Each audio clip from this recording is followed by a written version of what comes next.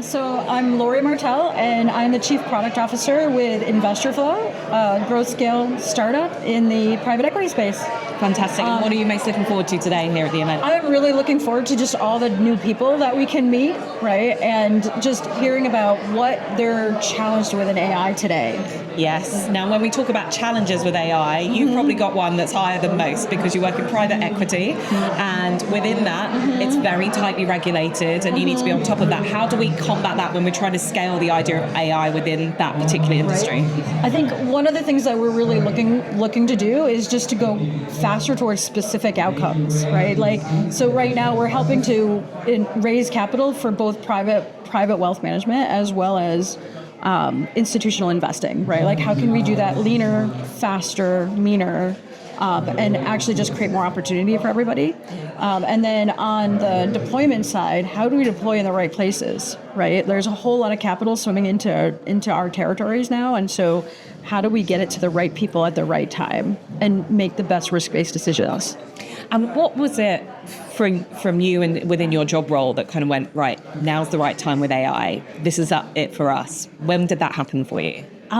So for me personally, I've always been about financial data to make better decisions. Like, how do we enable access to better financial decisions? And so it's always been about the data. It's just, how do you use the data, right? Like, we went from really structured kinds of machine learning and like really training it to what agentic actually gives us, which is just a whole lot more flexibility and learning on the fly, right? So I don't feel like there was one specific moment. It was evolve. Yeah. Like, our customers are like, evolve. Yeah. Right. And what does the short, medium and long-term use of AI look like within the area that you work in? So right now, like, we're trying to get out there first and say like, hey, we can unlock all the data in your silos, and then we can enable more signals so that the people making the decisions have more signals to which to make those decisions with, right?